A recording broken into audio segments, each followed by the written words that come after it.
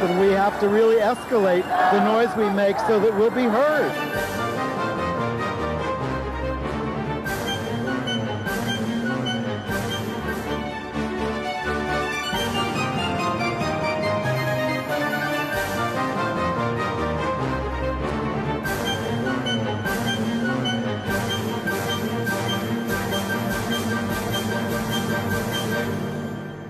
Welcome to Gay USA. I'm Andy Hum. I'm Ann Northrup. And we're not blowing smoke, neither black nor white.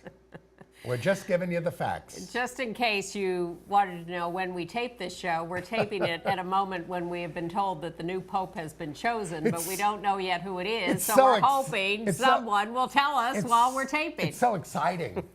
It doesn't make any difference. Here's our guess. It won't be someone who is going to change the church enough to allow women priests or acceptance of gay people. relationships. That's our prediction. We were influenced by the Holy Spirit. We want to also remind you that our viewers around the country who watch us on Free Speech, that free speech has been in pledge mode and will be through March 24th, going back to a regular schedule on March 25th. They're showing the program Saturdays at 11 o'clock at night, Eastern Time, and Tuesdays, I believe, at 2:30. Correct, also Eastern Time. 2:30 p.m. Yeah. Meanwhile, here are the other headlines as we wait for the news from Rome. In Colorado, the legislature has completed its passage of civil unions. The governor is expected to sign that. This is the next big step forward by a state. In Utah, the anti-discrimination bill there has stalled. In Illinois, a baseball Hall of Famer comes out for same-sex marriage. Bill Clinton writes about why he is now against the Defense of Marriage Act and why he signed it in 1996. Elizabeth Birch, who was the head of the Human Rights Campaign then, says the bill is full of it. Some LGBT groups prevail upon a Michigan judge to delay ruling on a same-sex marriage case until the U.S. Supreme Court weighs in on the issue. The plaintiffs in the case are not happy. Yeah. Another Native American tribe has opened marriage to same-sex couples. The Violence Against Women Act was signed by the president, who gave a shout-out to the LGBT Anti-Violence Project. In New Zealand, same-sex marriage has advanced. While the Supreme Court of Mexico rules that homophobic language is not protected under freedom of expression laws. And we will give you a look at Michael Douglas and Matt Damon in the Liberace biopic, which is going to be on HBO. This picture is so scary that I would recommend you turn off your TVs before we get there. It's at the end of the show. This is a parental warning. Yeah. All right. Well, we start with Colorado. We start with Colorado, where they have an amendment against same-sex marriage, so they can't do that now. Right. So they passed a civil unions bill, passed the Senate 21-14, passed the House 39-26, and Governor Hickenlooper is expected to sign it. Couples will be able to apply for a license starting on May the 1st. Republicans wanted to add more broad than usual religious exemptions into the bill so that what's happening now with various cases where, for instance, Catholic adoption agencies are told that they can't discriminate against same-sex couples even though they're doing the work on behalf of the government. That's the issue. With government money. Right. So the Republican legislators wanted to protect agencies like that from having to serve same-sex couples, but the legislature turned them down and said, no, discrimination is discrimination. You're not allowed to do it, especially with public funds or if you're a public business. So no, we're not writing broad exemptions into that. Although it looks like in Rhode Island, which is a very Catholic state, they are really pressing for stronger religious exemptions. We're not exactly sure what. I mean, there are some religious exemptions in all these laws. Certainly no religion has ever been compelled to do this and to have to, perform them. That's never been the case. Yeah. But to what extent is a Catholic institution exempt from civil rights laws and all that other kind of stuff? And they're still continuing to battle that all over the place in regards to Catholic hospitals, Catholic, as I say, adoption. Giving agencies. benefits, those kinds of Yes, things. Sad. Well, I think always the issue should be, if your institution receives government money, it must comply with local laws. Although even here in New York, we have a fight over the funding of St. Patrick's Day parades. There's one that's anti-gay, has declared itself a private religious parade, and even Speaker Christine Quinn, we're going to talk about a little bit more later, says, I can't stop this money from going to them. And that is an outrage to me, even though she's good on some other separation of church and state issues. In other states, Minnesota, the Senate Judiciary Committee there passed a same-sex marriage law. They're moving pretty fast there, but they think it can get through the committees, Senate and House, but they're a little concerned about whether it can actually pass the full legislature in Minnesota. So we're not sure whether. Looks like they're trying to give us a new mic. Who needs one? Ann does. Well, has Ann been glomming on mine? We'll do that. So that was a 5-3 vote in Minnesota. Okay. Yeah. Well, of course, the big marriage issue. Well, let's actually talk about Michigan. There was a case working its way through the courts there, and the judge has decided to. This is a federal judge, Bernard Friedman, has stayed his decision in the matter. So that. Well, let's get a little background first. This is a lesbian couple who went to court because they had 3 foster children. And one of them had adopted 2 of the kids, and the other one had adopted the other kid. And they went to court to try to be allowed to do second-parent adoptions of these kids so they could both be legal parents to the children. And when they got to court, the judge said, you know what, let's go beyond this. Let's decide whether, in fact, the Michigan state constitutional amendment against same-sex marriage is legal, is constitutional. I'm going to expand this case. And they said, whoa, fabulous, let's look at all of this. But then what happened was these national groups came in, groups that we admire, who've done great work on marriage cases over the years, are bringing us around on this. The ACLU, the Human Rights Campaign, Freedom to Marry, Lambda Legal, the National Center for Lesbian Rights, and they said, wait a minute, we don't want this case to go forward right now on marriage because we're afraid of the Sixth Circuit Court of Appeals. And we are afraid that even if this judge does the right thing, declares the constitutional amendment in Michigan unconstitutional, the Sixth Circuit Court of Appeals will screw us. So what we want is for you to delay all this until the Supreme Court of the United States makes its decision on the Prop 8 case and the DOMA case. And the judge did, and he said he'll be watching those cases, and he hopes that the Supreme Court will give him some direction. But meanwhile, this lesbian couple in Michigan has been left hanging on the adoptions and on the marriage law, but particularly the adoptions. The quote from one of the women in the couple said, "We're now living in a world where gay people don't want to hide anymore." Exactly. That's what's up. Yeah. Even Anderson Cooper is out. Getting an award for it.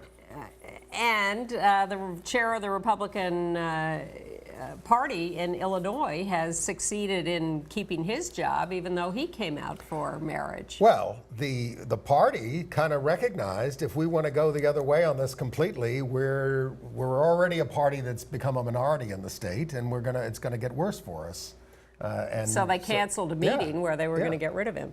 And maybe because they had heard from these very famous Illinois athletes who came out for marriage.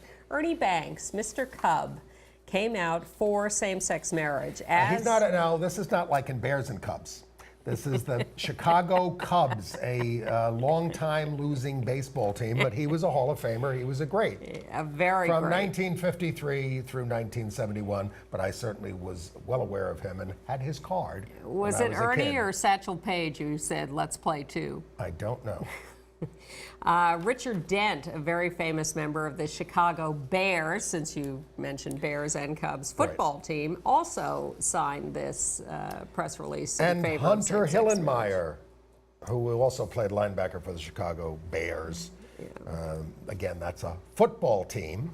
And then our old friend Brendan Ayambadejo, who had played for the Bears and now plays for the Ravens, the Super Bowl winning Ravens. Baltimore Ravens. So we're still waiting for marriage to go through in Illinois, and we're hoping that will happen at any minute, but so far we're just piling on supporters, as we are in Delaware, where a same-sex marriage law is believed to be on the verge of being introduced this spring. They have civil unions there. They just passed that in the last year or two.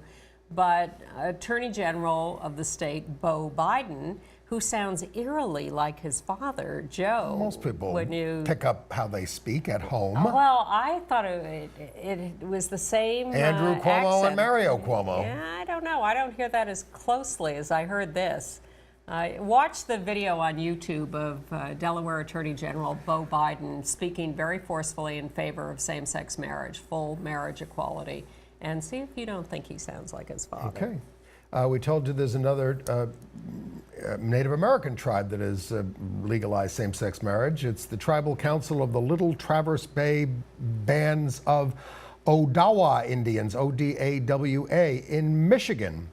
They've become the third tribal nation to pass a marriage equality statute this week, it says here. And a little footnote to history from Chris Matthews on MSNBC, who said that the reason Laura Bush withdrew her name or asked to have her quote withdrawn from the pro-same-sex marriage ad that the Marriage Coalition was doing was because her brother-in-law, Jeb Bush, asked her to do that because he didn't want to be associated with that during his upcoming presidential run. Did Chris speak to Laura about that? I told you before the show, I disagree on this. I think, probably somebody running for the Republican nomination has to still be against same-sex marriage, but it doesn't hurt to have relatives who support it. And then you get to say, look, there's disagreements in my family about this, but and Jeb can go ahead and say, I still believe in traditional marriage. I don't think they're that sophisticated in their analysis, and I think Chris Matthews does have the information to say that, but we're just reporting what he said. And of course, you mentioned Jeb Bush. He's married to a Latina. Yes. And there was this new poll that found Latinos, Catholic or otherwise, support same-sex marriage more than any other demographic. 63% of self-identified are in favor, compared to 32% of African Americans and 48% of whites. This was a Quinnipiac poll. A majority of Catholics, 54%. Stick that in your pipe and smoke it, Holy Father. Support same-sex marriage, compared to 47% of all Americans. Okay. And there are new members of the Young Conservatives for the Freedom to Marry, the MSNBC anchor S.E. Cupp, and the three daughters of John Huntsman, although I kind of feel The Three Daughters of John Huntsman sounds like a 1950s television series. Yes. And a little information came out about that Regnerus study that purported to prove that gay people were not as good parents. And is being cited by our opponents in the Supreme Court cases that are coming up in March. In the briefs, yes. Well, we knew very quickly that the study was a sham and that it didn't study the right things and it made things up. And it compared apples to oranges. Yes. It said you were a lesbian if you flirted with somebody in high school. Exactly. And then looked at what happened in your parenting experience. And now we know that the right-wing groups that funded the study did set out to set this up as a basis for purporting to give information to the Supreme Court in these cases. They claimed that this was a very neutral study. But now the documents are being uncovered. And Regnerus, who claimed to be very independent, is showing up at National Organization for Marriage training sessions with his right-wing colleagues. Not surprising. Yeah. And speaking of the Supreme Court cases, we're all getting ready for rallies across the country Now, the opposition is going to do a big rally on March 26th, which is the first day the Supreme Court's going to hear some of these cases, and then and we are in Washington, but there are also going to be rallies all over the country. Yes. And there's, for instance, in New York, there's going to be a rally on March 24th, Sunday. which is the Sunday, right in Washington Square Park, right across from where Edie Windsor lives, who is one of the plaintiffs in the cases. So that's going to be in Washington Square Park at 1 o'clock. But you can find out about all of these cases, all of these demonstrations by going to, what is it? Lighttojustice.org. Lighttojustice.org is where you can find out about demonstrations or events in your area, or sign up to create an event in your area. They've got a map with a lot of dots, so you've got to keep clicking on it to get right into your area to find out where the demonstration is in your area, either before the arguments or during the arguments. I had a little visit with the lovely Edie Windsor last week, who's very energized and excited about this case, of course, because she's the plaintiff before the Supreme Court on DOMA. And actually, she's the defendant, because the way the opinions have worked, she's won all the way up. So the people against her are the plaintiffs before the Supreme Court. But she has literally a 5-inch thick binder full of the amicus briefs that have been filed on this case. And I pulled out one that I thought would amuse you. All right, good. By former officials of the Clinton administration, explaining how they are now against the Defense of Marriage Act. And guess whose name is at the top of that list? Guess whose name is at the top? Bill Clinton. Donna Shalala. Who never came out of the closet. She Never. was the Health and Human Services. I guess she's out now. Now president of the University of Miami. I think we have outed Donna Shalala plenty of times on this show. I don't call it outing, I call it reporting. Exactly. We have been honest about her, but it Is Richard Socarides on there? He's out. Yes. Is he on there? No. Because he wrote, this is a guy who was Clinton's gay aide liaison when he signed the Defense of Marriage Act. And he writes a piece in the New Yorker sort of, talking about how Bill Clinton has evolved on this, and still doesn't tell us the truth about what he advised in that position. There are certainly various stories going around, and the one most noticed recently was from Bill Clinton, who wrote an op-ed piece in the Washington Post last week, which asked the Supreme Court to overturn Section 3 of the Defense of Marriage Act, which he signed in 1996 in the dead of night, so it wouldn't be noticed too much. And he's trying to now justify what he did back then by saying it would diffuse a movement to enact a constitutional amendment banning gay marriage, which would have ended the debate for a generation or more. So Elizabeth Birch, who was head of the Human Rights Campaign at the time, and a big supporter of Bill Clinton's, said this is a bunch of nonsense. There was not the threat at the time of a constitutional amendment. It wasn't really conceived of at that time. It wasn't until Bush put it forward in the 2004 campaign that the idea that you would do an amendment to the Constitution to stop this. Now, the law might have been worse or something. Well, as one commenter on that thread pointed out, it is also true that there was talk at the time that passing DOMA as a simple law was a way to preclude a constitutional amendment, and if DOMA had been vetoed and had somehow not been overridden in the veto, that there would have been a movement for a constitutional amendment. Now, and Bill Clinton is right. I mean, the Congress voted 5-1 for the Defense of Marriage Act. Right. And including people like Chuck Schumer, who is now for same-sex marriage, like a lot of people are same-sex marriage. Patty Murray voted for DOMA. Well, almost everybody Paul did. Wellstone voted. There were like for 14. Bill Bradley. 14 that voted on our side. So, but would they have gone for a constitutional amendment? You need 2/3 of the Senate. I don't think so. I think they would have hesitated, and we would have raised such hell about writing discrimination against us into the Constitution. I don't think they could have done it. Oh, we tried to raise hell about the Defense of Marriage Act, and that got us a 5-1 vote against us. So I think we are speculating. You and I have different opinions of this, but In fact, Richard Socarides had a different analysis of this in his New Yorker piece, which I actually think was more honest. What? Which was that the reason the bill was signed by President Clinton was because he and his administration were afraid of losing the election. Well, an election that they won 1996. overwhelmingly. But that doesn't matter. If you Well, think no. that this is going to threaten you, you but sign the bill. What I'm waiting for Richard Socarides to do is say, what did you say to the president about this? Well, fine. You know, which he doesn't say. But I think the more honest analysis of why Clinton signed it is because he did not want to threaten his election. I'm sure he was the great triangulator forever on everything. Yes. He was always taking right-wing positions Yes. on things like welfare and all those kinds of things. Yep. So, anyway. But Elizabeth Birch would just like Bill Clinton to say, I'm sorry for what I did. I was wrong. Yes, which is what would help. Yes. And I wish Richard Socarides would do the same thing. You know, we all make mistakes in terms of the advice that we give or things that we're involved with. Endlessly. Just say, you know, I was wrong. Yes.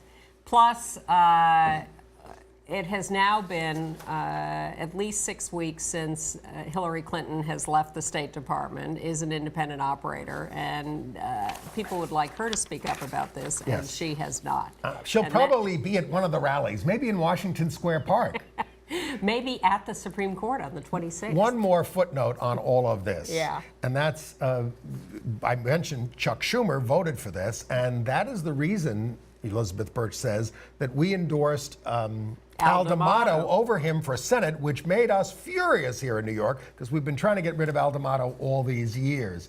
And she says in this, Elizabeth Birch, I still get sideways stares from time to time in New York City from gays who think of me as that heartless, mean, Maggie Thatcher type lesbian pre-Meryl Streep version.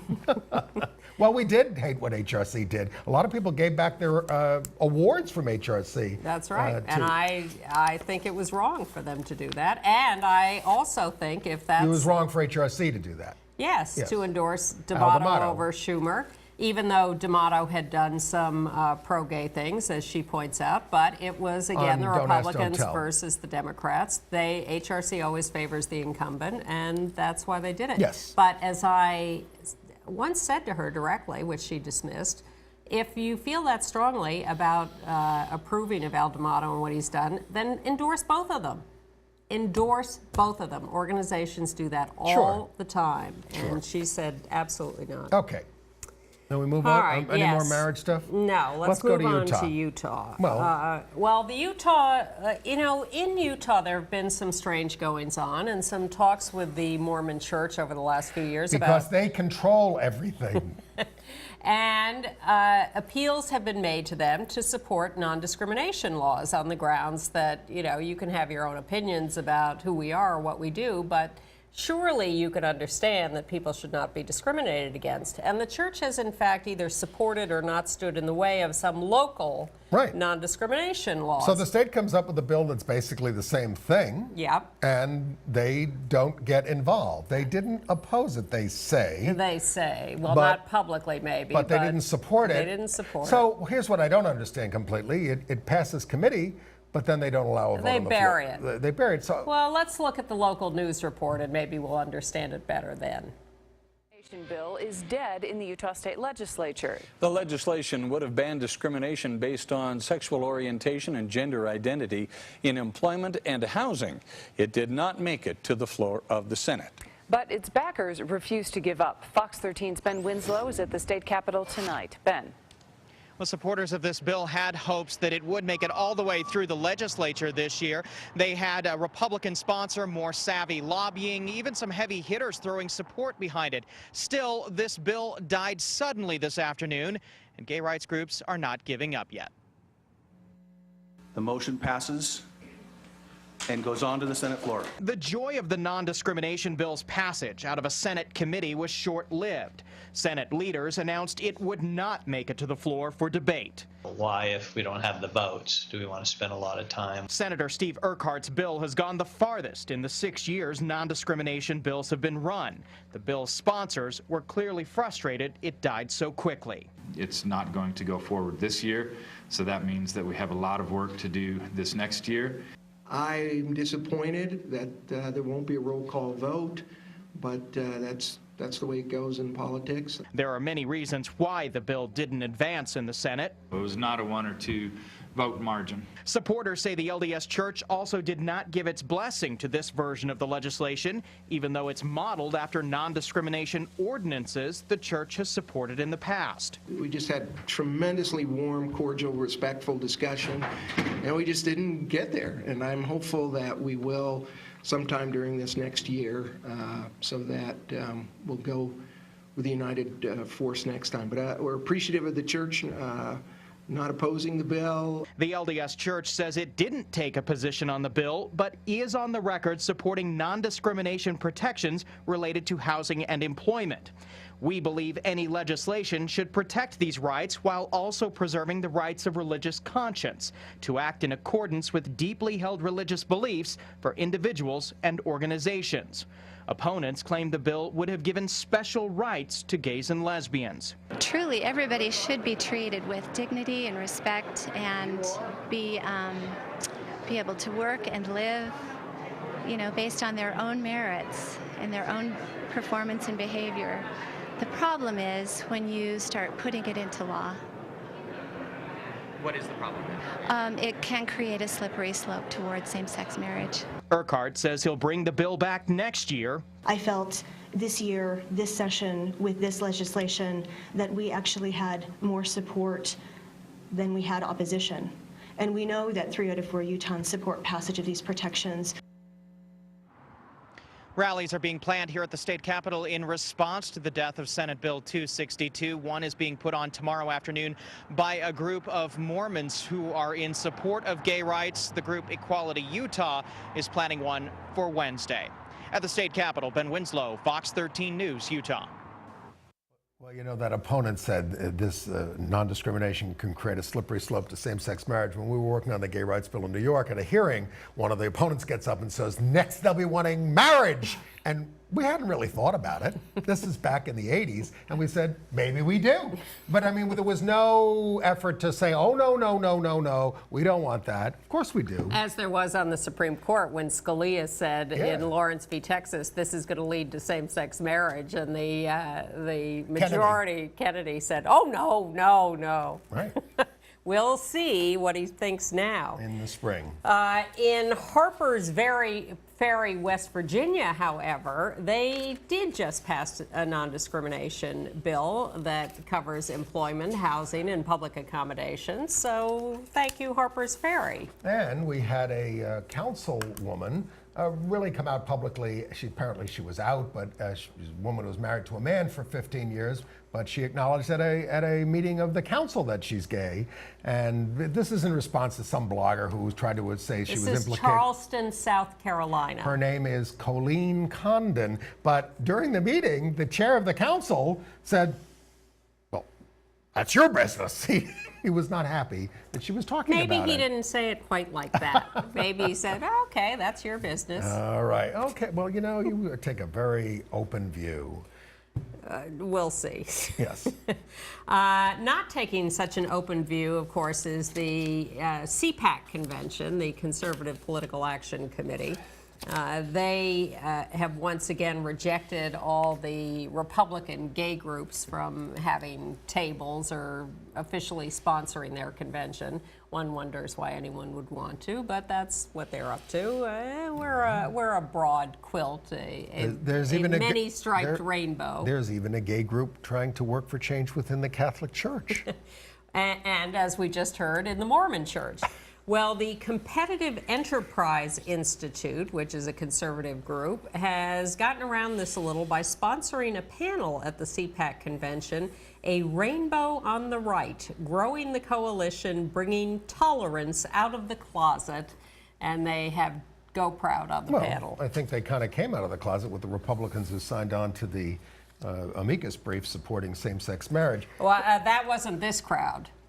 Though No. this crowd is Well, you don't think there's anybody ultra-right on there who's never been to a CPAC convention? No, I don't think that, but I don't think they're members of the Competitive Enterprise Interesting Institute. poll out of... Well, let's just one more thing on Go Proud. Their co-founder Bruce Carroll has announced that he may run against Lindsey Graham in the Republican primary in South Carolina. Who's better on gay issues? Well, the closet case or the out conservative? We'll see. Interesting poll out of Tennessee. All right, 62% there don't support same-sex marriage, but we've reported on all these very extreme bills forbidding any instruction on homosexuality in the 8th grade or lower. Well, 57% oppose that. And these don't say gay bills, and nearly half oppose a law requiring school counselors and nurses to notify parents if a kid has engaged in homosexual activity. Well, but not heterosexual activity. One of the great mysteries in this country is how these right-wing legislators keep getting elected when people aren't paying attention. Exactly, but their constituents have very different opinions than they do, and yet they are still in office.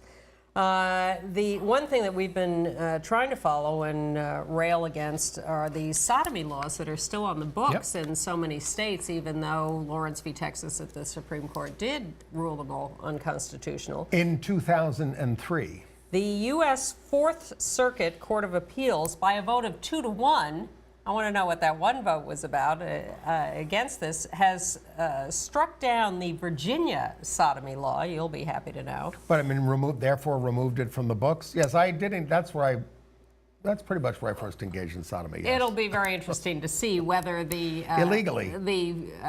legal authorities in Virginia follow this. This was a heterosexual case. An older man was accused of soliciting oral sex, defined as sodomy, from a 17-year-old girl. What did he say? Blow me? Probably. What would one say? Right. And then he's a little crazy. He said, no, she solicited me. At any rate, he was prosecuted, and the authorities said that she was a minor. But the age of consent is 15 in Virginia, so the court said she may be a minor, but the legislature has seen fit to define 15 as the age of consent. So until the legislature makes it 17, which she was, you cannot prosecute him for sodomy with a minor when she is above the age of consent. Right. All right. And a charming story from Santa Rosa, California, where the Catholic bishop is making the teachers in the Catholic schools sign a doctrinal loyalty oath. They must adhere to Catholic policy on abortion, contraception, same-sex marriage, euthanasia. Now, you have to understand. They have to attend church. No, it doesn't say they have to attend. They just have to acknowledge that attending Mass every Sunday is a especially important form of my duty to give witness to my faith. 25% of the 200 teachers in the school system are not Catholic. No, 25 of 200, 12.5%. No, it says about 25% of the 200 teachers. Oh, I'm sorry, I misread that. You are right. All right. And the other thing is, this guy, Vasa, who's the bishop, he was most recently the bishop in the Baker Diocese, where Catholics under his reign of only 10 years dropped from 39,800 to 32,800. He's a real jerk. This is what's happening to the church. Maybe he got made pope. Franklin County, Pennsylvania, the Chambersburg area senior high school board, by a vote of 5-4, rejected a gay-straight alliance. No. That's not going to stand. No, they never do. The ACLU will get involved, and they will win. The Boy Scouts have sent out the most hideous survey to their scout participants, alumni, everybody. Parents, everybody, asking for their opinion on dropping the ban on gay scouts or scout leaders, and it's such a push poll. Exactly. Bob is 15 years old in the openly only openly gay scout in the Boy Scouts troop. Is it acceptable or unacceptable for the troop leader to allow Bob to tent with a heterosexual boy on an overnight camping trip? This is the kind of stuff. And it goes on and on and on and on. I can tell you what the answers you're going to get are. Yeah, exactly. But they, well, anyway, yeah. I'm not optimistic about the Boy Scouts. I think we need a new group. There will be a poll of a different sort in New York City this year where we will elect a new mayor. And the candidates are basically known, but they still have to make formal announcements of their candidacy. There are a lot of Democratic candidates and there are a lot of Republican candidates. And the leading candidate is an out lesbian, the Speaker of the City Council, Christine Quinn. And she made her formal announcement this week in a videotape that she put up on her website, and we'll take a look at a little of that. Is its people. How colorful they are, how, in the best of all possible ways, crazy they are, how much they love New York, and how hard they fight to make sure New York is everything they need it to be. I grew up in Glen Cove on Long Island in just a very typical middle-class household. My mother was a homemaker, and before that she had been a Catholic charity social worker. My dad was an electrical worker, but really what he was a shop steward in his union. And he went on strike twice when I was a kid. So I learned through those experiences what it meant for people to hang together, to stay together, what it meant to him that his union never gave in, and what it meant to have good insurance because of his union. So when my mother was sick, we had no worries. She could get any of the care she ever needed because he had that union that took care of him. So, Christine Quinn. You can see the whole video on her website, Christine Quinn for Mayor. It's about 5 minutes, and she talks more about her background. Now she is at 37% in the polls. Nearest rival may be 12%. But and you have to get 40% in the first round as a Democrat to avoid a runoff with someone else. I was surprised to read that the front runner hasn't become mayor in 50 years. Interesting. Wow. So Chris, I think, understands that it's going to be a hard campaign, even though she has a big lead now. We'll see. I wish she looked right into the camera instead of off to the side. That's my own little pet peeve. And I wonder whether the muffins in that diner are a subliminal message that she will not support the soda ban. Well, she doesn't support the soda ban of Mayor Bloomberg. She doesn't completely support that. Ken Sherrill, local political analyst, political science professor at Hunter College, and the first out gay elected official in the history of New York. He was elected a district leader in 1977. He's even older than we are. As all this talk was going around about Chris's announcement, he had a funny story. He said that Bob Bailey was involved in the districting of the gay district where we live in Chelsea that Chris represents and Tom Duane represented before her. He says Bob Bailey snuck into the office to redraw the gay council district the night before the vote so it would include the rectory of St. Patrick's Cathedral. Hey, be careful. That could be the Pope now. We don't even know it. I don't think so. I think the Boston guy is more likely. Yeah. Well, we'll see. You'll know this by now. Speaking of St. Patrick's, the St. Patrick's Day parades have been happening all over the country. St. Patrick's Day is March 17th. The New York parade, which is historically boycotted because it excludes gay groups, will still be boycotted by most elected officials, not by Mayor Bloomberg. But there is going to be a demonstration this year, yet again, in New York on Fifth Avenue. So if you're in town, it'll be on the west side of Fifth Avenue between 56th and 57th Street.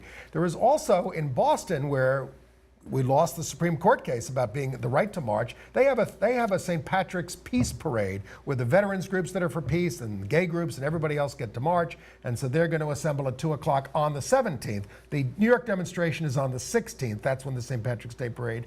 The Boston is on the 17th, 2 o'clock, D Street off West Broadway. Okay. Interesting statistic from the Williams Institute, the think tank.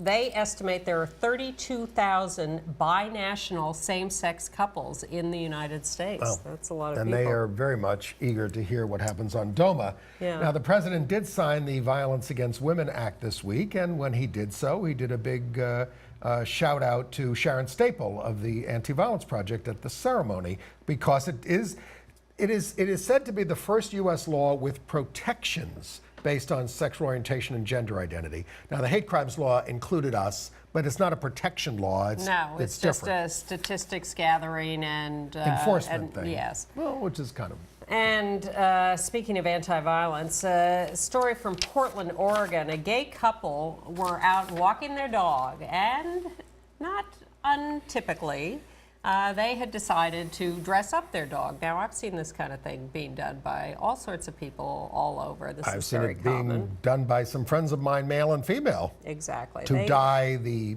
They colored their person. poodle pink. Well, someone took offense to that and attacked them very violently. Yes. And so here is the local news report of what happened. Very curious.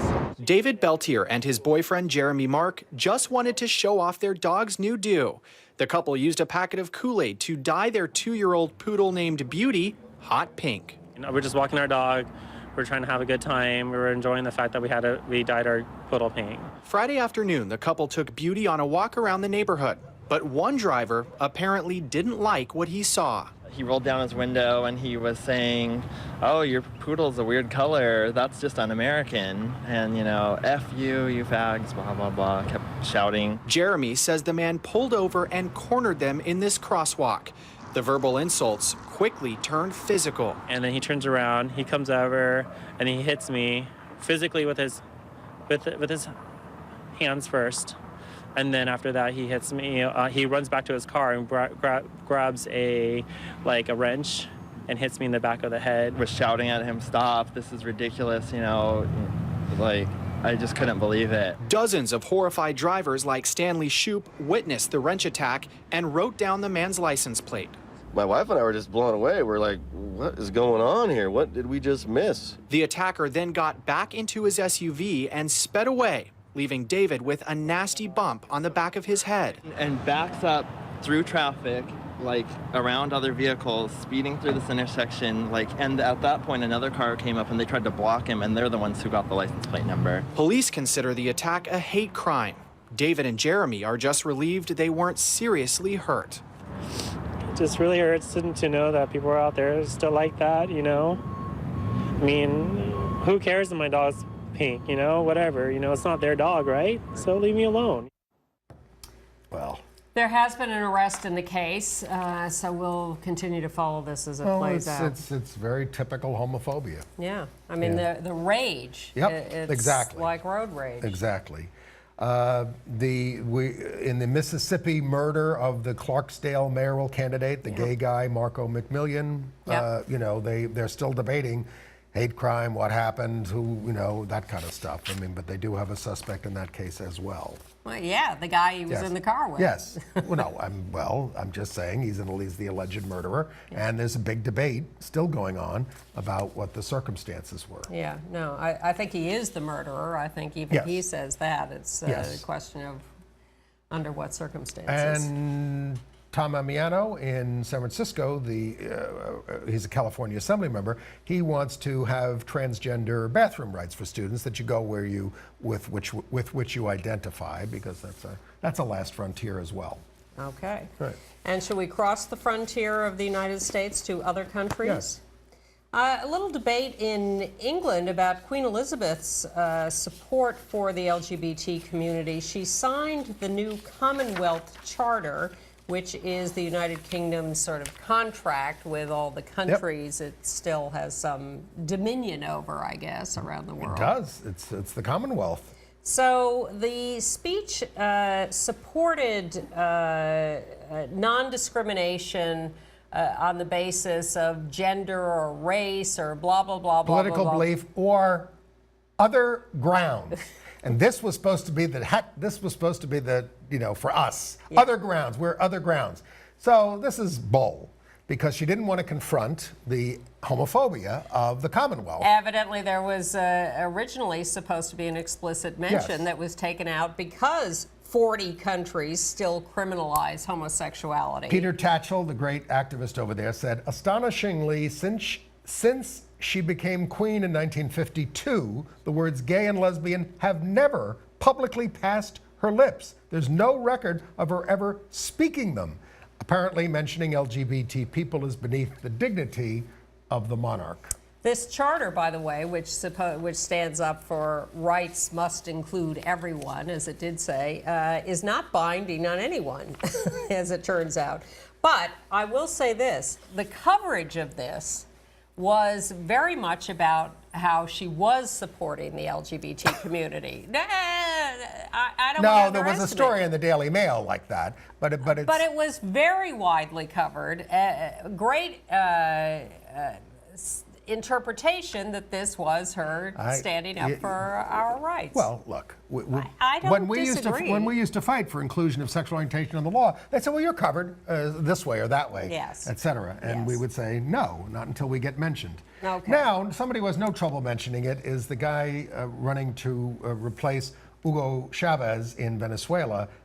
This is the presidential candidate. Nicolas Maduro, who was the vice president under Chavez and who has been gay baiting his opponent, Enrique Capriles, who has been running for president for quite some time. And attacking him for his Jewish faith as well. So he's now sort of apologizing for some of this, semi-apologizing, and say, you know, they're all part of our socialist revolution.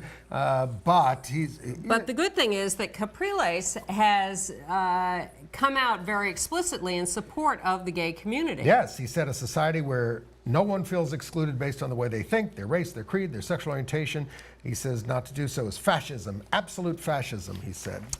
In Wiesbaden, Germany, an out gay member of the Social Democrats Party has beaten the anti-gay incumbent mayor. That'll teach you.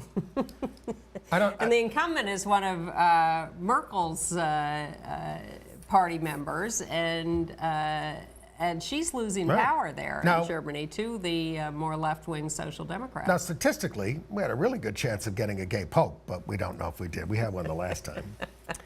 Rumors will fly immediately, I'm sure. In New Zealand, the parliament is considering same-sex marriage, and they have now taken the second of 3 votes, and it passed 77 to 44. The Prime Minister, John Key, is also for it. We expect the third final confirming vote as early as April. Weddings would start 4 months after it is signed by the Prime Minister. And passed by the going back to the Vatican, but not talking about the Pope, one of the stories that broke this week is that the Vatican owns this block of apartments, which includes Gay Europa Multi-Club, which is a big gay bathhouse that they own. And it's just, the press has had an awful lot of... It's convenient. The press has had an awful lot of fun with that. And also, to their credit, there were women around the world demonstrating, Catholic women, about the exclusion of women from this conclave, from the papacy, from the priesthood. They are not going quietly. In Quebec, Canada, the government is putting on TV a campaign to fight homophobia. And what they're saying is that they have non-discrimination laws. We have legal same-sex marriage in Canada across the country, but that people still have some revulsion at seeing same-sex couples be affectionate. Yes, they do show people of the same sex kissing. Yes. Which is in very appropriate contexts. Yep. Like, you know, greetings at the airport exactly, or at a party or whatever. And yes, people do have to get used to it because it's just not something you see that very much. Right. We certainly don't see it on American television that much at all, despite the plethora of gay characters and lesbian characters. Exactly. Now, here's a tough one. In Scotland, a Scottish transgender man who admitted to obtaining he admitted to obtaining sexual intimacy by fraud in the sense that he didn't acknowledge that he was transgender. You have to tell that you're transgender if you're going to be with someone, or if not, you're committing fraud. It's a terrible case I think. And I don't think that... He has been listed as a sex offender. Right. It's, you know, I don't think people should be obligated to disclose their entire history in order to be with someone. Well, especially if you are transsexual, have had hormone therapy, have had surgery, and you are a man. Right.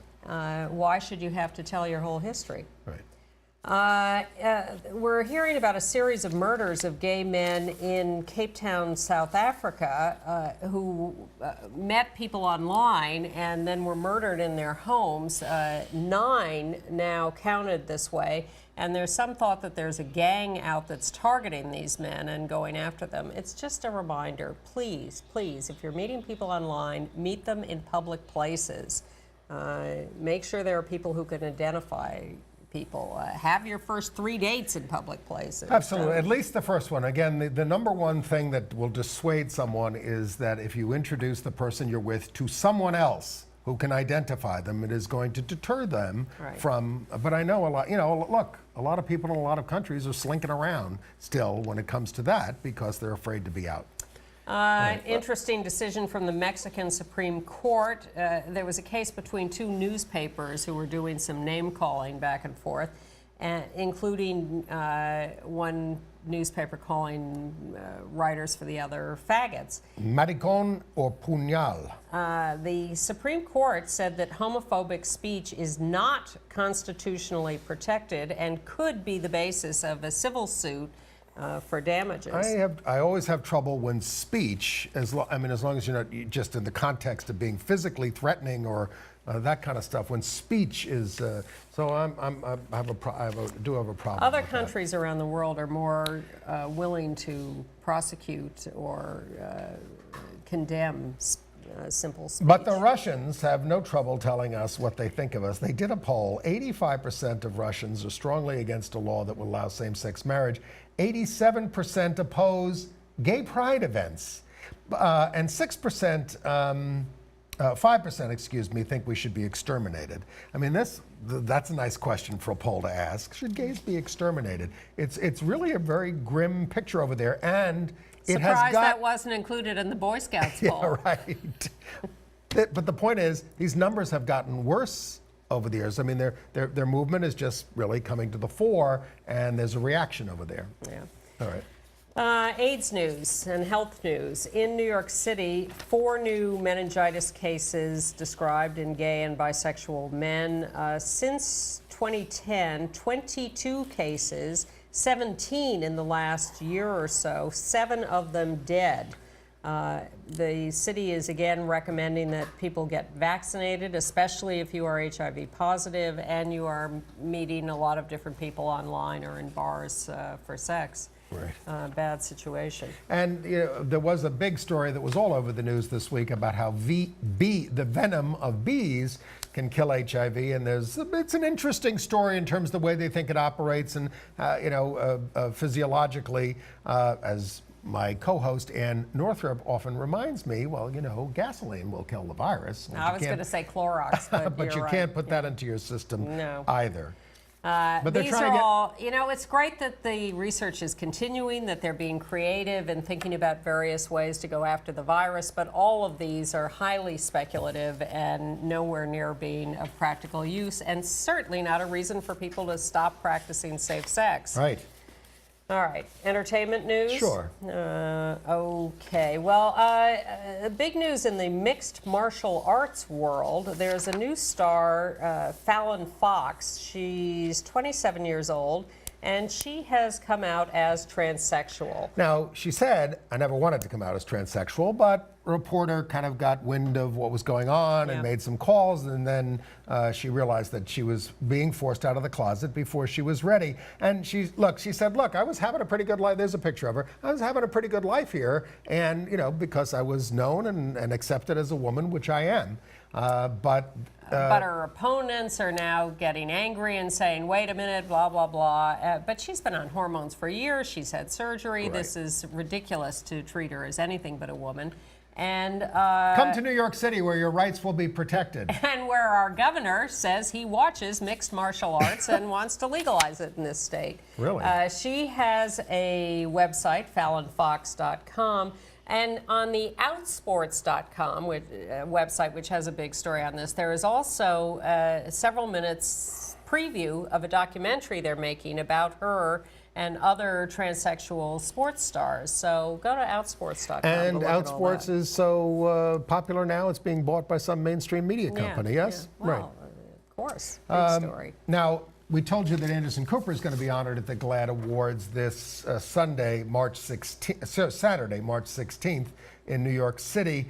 He's getting the Vito Russo Award. You know, he says, look, I certainly don't think I'm worthy of it, but if it helps GLAAD and helps more people know who Vito Russo is, then I think it's worthwhile. He, however, is thrilled that Madonna is going to be giving him the award because he is a huge fan. But then they're presenting an award to Brett Ratner as the ally, giving him the Ally Award. Now, the first Ally Award. Because this is after a guy who slurred us and. Well, he was the director of the movie Tower Heist, which was very mediocre. And a couple of years ago, he was being interviewed about that when the movie came out, and he was asked about rehearsing his stars, and he said, "Rehearsals for fags." That's very offensive. He had to resign as the producer of the Oscars. His star, Eddie Murphy, who was supposed to host the Oscars, pulled out. But even after that, he went on, you know, Howard Stern's show and was very vulgar, all that kind of stuff. But he then made a lot of PSAs, and according to GLAAD, has been a dedicated supporter and has really gone the extra mile. That's why they're giving him this award. He also is a big supporter of Christine Quinn for mayor.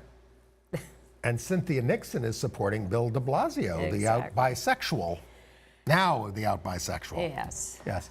And then, you know, we keep telling you that there's this biopic that has been made by HBO. Well, it was made by a film company, and they can only get it on HBO. They can't get it in theaters. Steve Soderbergh's last directorial effort. Yes, and it is Behind the Candelabra.